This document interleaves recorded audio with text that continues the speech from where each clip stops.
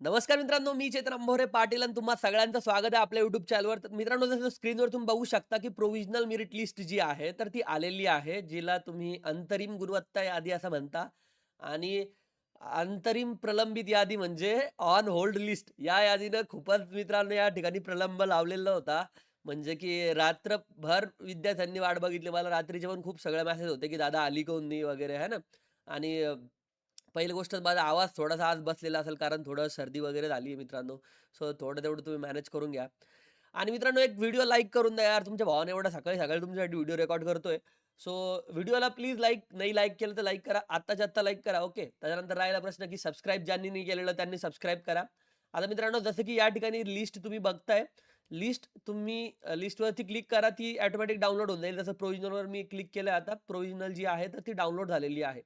आता लिस्टमध्ये नेमकं काय आहे? पहिलं लिस्टचं एकदा मी तुम्हाला ओव्हरव्ह्यू देऊन टाकतो. या ठिकाणी तुमचा ॲप्लिकेशन नंबर आहे, तुमचं नाव आहे, तुमची कॅटेगरी आहे, जेंडर आहे, ऑथर रिझर्वेशन तुम्हाला एजी किंवा पी-ए-पी शेतकरी असल्यास दाखला काय जे तुम्ही जोडेल असेल तर त्या ठिकाणी एजी येतं ॲग्रीकल्चरिस्ट. या ठिकाणी तुमचं काही जोडेल नसलं तर जी-ई-एन येतं जनरल म्हणून. त्यानंतर इकडे कॅटेगरी इकडं वेगळी आहे आणि या ठिकाणी ऑथर रिझर्वेशन वेगळं आहे. काही लोकं खूप जण कन्फ्यूज होऊन जातात, की कॅटेगरी ओपन आहे आणि इकडं जनरल आहे. म्हणजे तेवढंसं तुम्ही लक्ष ठेवा, की तुमची कॅटेगरी जरी एस-सी-बी-सी असली, तरी पण तुम्ही जनरलमध्ये येऊ शकता. कॅटेगरी सुद्धा या ठिकाणी एस-सी असली, तरी पण या ठिकाणी अदर रिझर्व्हेशनमध्ये जे-ई-एन म्हणजे जनरल येऊ शकतं. ही गोष्ट तुम्ही लक्षात ठेवा. अदर रिझर्व्हेशनची गोष्ट करतोय मी. आता राहिला प्रश्न मित्रांनो, या ठिकाणी पुढे तुमची 12वी मार्क्स किती होते? तुम्ही किती अटेम्प्ट दिले? त्याच्यानंतर 10वी, त्याच्यानंतर तुम्ही या ठिकाणी तुमची डेट ऑफ बर्थ काय? युनिव्हर्सिटी कोणती आहे तुमची? होम युनिव्हर्सिटी या ठिकाणी दिलेलं आहे. हे म्हणजे तुम्हाला कॉलेज अलॉट झालेलं नाहीये. ही एक गोष्ट लक्षात ठेवा. खूप सगळे विद्यार्थी कन्फ्यूज होऊन जाते, की भैय्या एम-पी-के लिहिलंय, की मला राहुरी या ठिकाणी अलॉट झालं का? आणि दुसरी गोष्ट एक महत्त्वाची म्हणजे, की मित्रांनो राहुरीला बी-एस-सी ॲग्रीकल्चर ही ब्रांच युनिव्हर्सिटीच्या स्थळी युनिव्हर्सिटीच्या ठिकाणी नाहीये. त्या ठिकाणी ॲग्रीकल्चर इंजिनिअरिंगची ब्रांच आहे. खूप सगळे पालक मला म्हणतात, की "भैय्या तू माझ्या प्रेफरन्स लिस्टमध्ये राहुरीचं कॉलेज का नाही टाकलं?" तर यासाठी नव्हतं टाकलं मित्रांनो. एक हळगावचं कॉलेज जे आहे तर ते त्या ठिकाणी होत होतं. बट ते पण आता इकडे शिफ्ट झालेलं आहे. ही एक गोष्ट तुम्ही लक्षात ठेवा. राहिला प्रश्न मित्रांनो या ठिकाणी पुढं जे आहे बी-एस-सी ॲग्रीकल्चर तर त्याच्यामध्ये तुमचा मेरिट नंबर काय, टोटल पॉइंट किती, सी-ई-टीमध्ये किती होते, वेटेज म्हणजे तुम्हाला 10वी सॉरी आपलं जे तुम्ही क्रॉप सायन्स जोडलेलं होतं 12वी मधलं ओके किंवा ॲग्रीकल्चर सायन्स अँड टेक नावाचा सब्जेक्ट होता. त्याचे 10 मार्क्स त्याच्यानंतर तुमचे 7/12चे 12 मार्क्स असे हायेस्ट पॉइंट भेटत असते 20 म्हणून ते 20 मार्क या ठिकाणी दिलेले ते वेटेज म्हणजे या ठिकाणी 119 या विद्यार्थ्याला मार्क आहे. त्यानंतर आता ॲग्रीचा मेरिट या ठिकाणी दिलेला आहे, हॉर्टीचा दिलेला आहे मित्रांनो, फॉरेस्ट्रीचा दिलेला आहे, फिशरीचा दिलेला आहे, ॲग्री बायोटेकचा पण दिलेला आहे, फूड टेक्नॉलॉजीचा. असं करून मित्रांनो ज्या विद्यार्थ्यांचं या ठिकाणी मॅथ वगैरे जे आहे तर ते नव्हतं, तशा विद्यार्थ्यांना की या ठिकाणी जे ॲग्रीकल्चर इंजिनिअरिंगसाठी एलिजिबल नाहीये, तर त्यांचं या ठिकाणी तुम्हाला खाली दिसेल. त्याच्यानंतर पुढे जर तुम्ही गेलेला आहेत, तर कम्युनिटी सायन्स. त्याच्यानंतर मित्रांनो या ठिकाणी आपलं ॲग्री बिझनेस मॅनेजमेंट असे करत-करत मित्रांनो बऱ्यापैकी ही लिस्ट जी आहे, तर ती जवळ-जवळ 21,000 900 समथिंग स्टुडंटपर्यंत येऊन पोहोचते. तर जसं मी आता शेवटच्या पेजवर या ठिकाणी येतोय, तर 492 पेजेसची लिस्ट आहे आणि शेवटच्या पेजेसवर मित्रांनो आपण आलेलो आहोत. 21,907 या ठिकाणी ॲग्रीचा या ठिकाणी मेरिट तुम्हाला दिसेल स्टुडंटचा.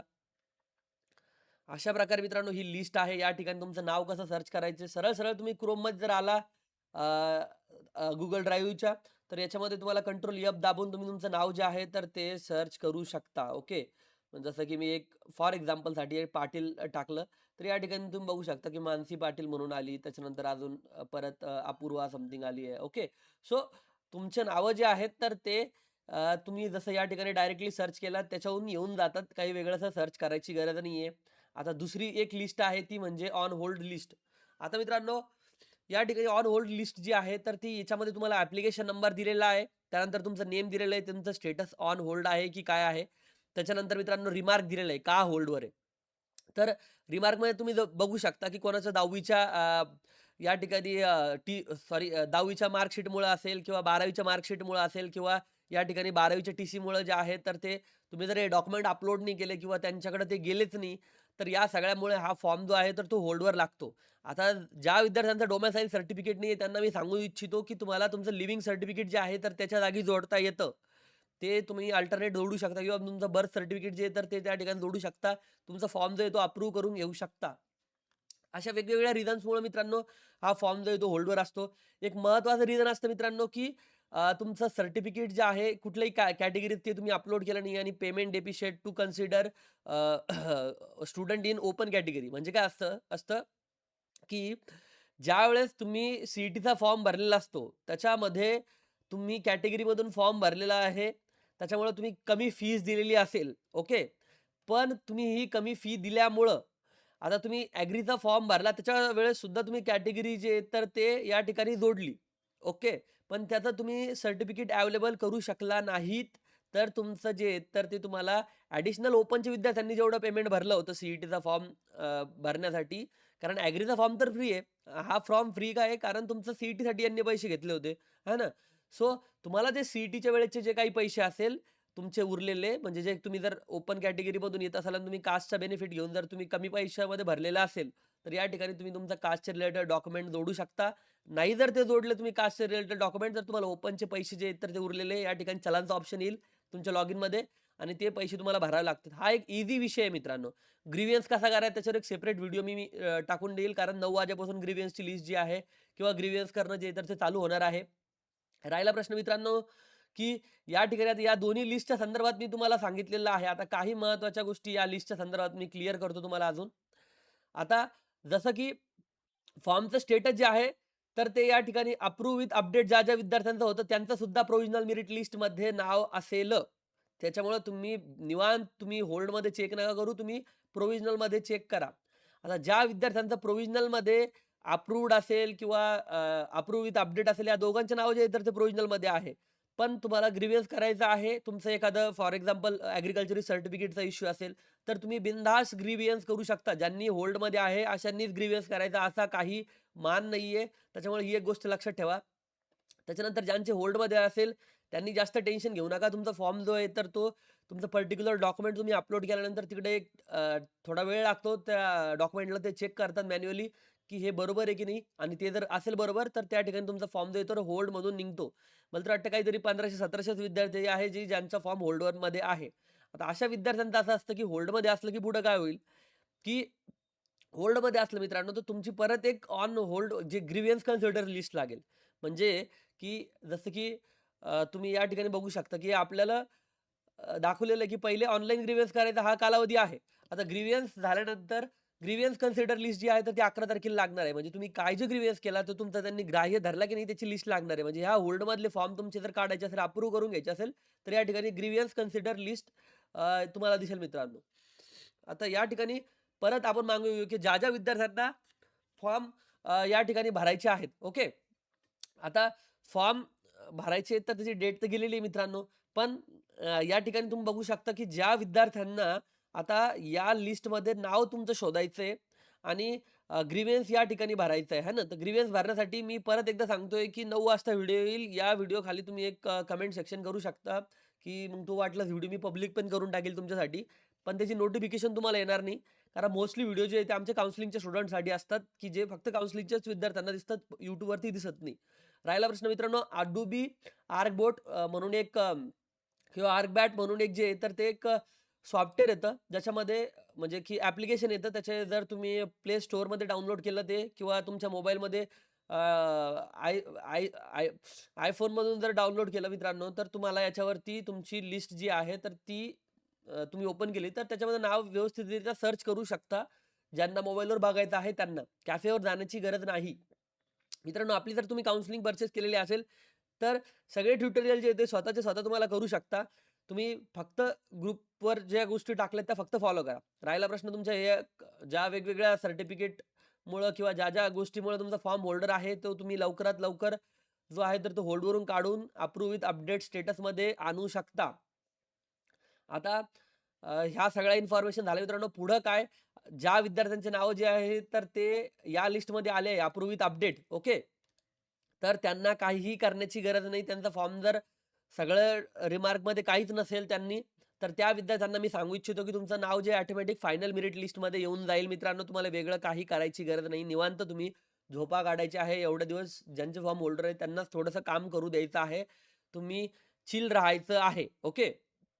आता झालं मित्रांनो या संदर्भातल्या गोष्टी मी तुम्हाला क्लिअर केलेल्या आहेत. तुम्हाला या ठिकाणी फायनल मेरिट लिस्ट जी आहे तर ती आता 12 तारखेला लागेल. ज्या विद्यार्थ्यांचे फायनल मेरिट लिस्टमध्ये नाव येणार नाही ते विद्यार्थी आहेत जे ते ॲडमिशन प्रोसेसमधून बाद होतील. त्याच्यानंतर मित्रांनो पहिला राउंड जो आहे तो तुम्हाला टाकायचा आहे तर तो म्हणजे मित्रांनो 13 तारखेला मी आपल्या काउन्सिलिंगच्या सगळ्या विद्यार्थ्यांना रात्री जागून या ठिकाणी प्रेडिक्टर लिस्ट असेल, त्यांची या ठिकाणी प्रेफरन्स लिस्ट आहे, तर ते सगळ्याच्या सगळं सबमिट केलेलं आहे. तरीही कोणी विद्यार्थी उरलेले असेल आपल्या काउन्सिलिंगचे, तर त्यांनी मला पर्सनलला एकदा मेसेज करा किंवा जो मी हे टाकलेलं आहे, पोल टाकलेला आहे, की तुम्हाला प्रेफरन्स लिस्ट भेटली का?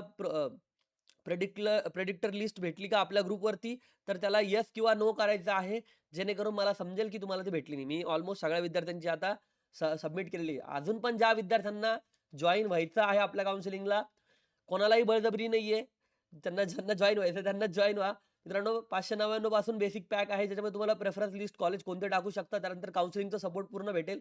त्यानंतर फर्स्ट इयरच्या नोट्स तुम्हाला भेटेल. मित्रांनो, जो स्टँडर्ड बॅग आहे, जो सगळ्यात जास्त विद्यार्थी घेतात, त्याच्यामध्ये तुम्हाला जे काही 599 मधलं सगळं भेटेल. त्यानंतर कॉलेज प्रेडिक्टर लिस्ट, या ठिकाणी Google Meetचा सपोर्ट. आता Google Meetचा सपोर्ट जो आहे, तर तो आपल्या राउंडमध्ये तुम्हाला कळेल की किती महत्त्वाचा असतो. ज्यावेळेस राउंड चालू होतील, त्यावेळेस स्पेशल Google Meet कंडक्ट केल्या जातील. आता ओव्हरऑल एनालिसिस मी केलं या लिस्टचं. याच्यामध्ये मला काही गोष्टी कळल्या आहेत, की स्टुडंटचे एव्हरेज मार्क्स जे आहेत, तर ते जास्त आहेत. स्टुडंट जरी तेवढेच असले, तरी त्यांचे एव्हरेज मार्क्स जे आहेत, तर ते लास्ट इयरपेक्षा जास्त आहेत. म्हणजे 70, 80, 90 ह्या प्रकारचे मार्क जे आहेत, तर ते विद्यार्थ्यांना पडलेले आहेत.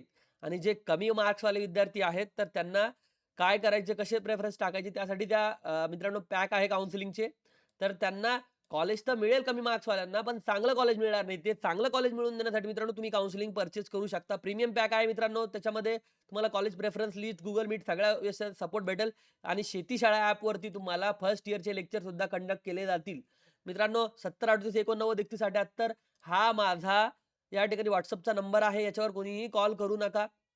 त्या ठिकाणी तुम्ही हाय टाकलं, तर तुम्हाला या ठिकाणी बेसिक इन्फॉर्मेशन जी आहे, तर ती येऊन जाते आणि या बेसिक इन्फॉर्मेशन तुम्ही मला सबमिट करा. त्याच्यानंतर पेमेंट त्याच नंबरवरती करा. त्याचा स्क्रीनशॉट टाकून द्या. मी तुम्हाला या ठिकाणी आपल्या काउन्सिलिंगला ॲड करून घेतो किंवा तुम्ही मित्रांनो आपला शेतीशाळा ॲप जे आहे, तर ते प्ले स्टोअरवरून डाउनलोड करून या ठिकाणी आपल्या काउन्सिलिंगमध्ये ॲड होऊ शकता. राहिला प्रश्न मित्रांनो पुढचा. आता पुढचं ज्या गोष्टी येईल त्या टप्प्याटप्प्याने तुम्हाला व्हिडिओ मिळत जाईल. त्यासाठी आपल्या चॅनलवर नवीन असाल तर चॅनलला सबस्क्राईब करा. मी एवढ्या मेहनतीने तुमच्यासाठी व्हिडिओ आणतोय. त्यासाठी एक व्हिडिओला लाईक जरी केलं तर काही फरक पडत नाही. ते फ्रीमध्ये असतं मित्रांनो. त्यासाठी तुम्हाला 599 द्यायची गरज नाही. ज्या बालकांनी आपल्यावर विश्वास दाखवून काउन्सिलिंग पर्चेस केलेली त्यांना मी एवढं सांगू इच्छितो, की तुम्ही फक्त स्टेप बाय स्टेप चाला मी सांगेल तसं. कारण मी बाकी लोकांना हँडल करायला देत नाही. हा विषय मी स्वतः हाताळतो. त्याच्यामुळं एखाद्या वेळेस मेसेज जो आहे, तर तो मी प्रत्येक जणाचा स्वतः बघतो. त्याच्यामुळं एवढे विद्यार्थी असतात, थोडा वेळ उशीर होऊ शकतो. पण तुमचा प्रत्येक मेसेज जो आहे, तर मी अतिशय काटेकोरपणे बघतो. ज्या ठिकाणी रिप्लायची गरज आहे, व्यवस्थितरित्या त्या प्रत्येक ठिकाणी मी व्यवस्थित मार्गदर्शन करतो आणि तसंच तुम्हाला लास्टपर्यंत करत राहील. त्यामुळे मित्रांनो भेटूया पुढच्या व्हिडिओमध्ये. जय हिंद, जय महाराष्ट्र.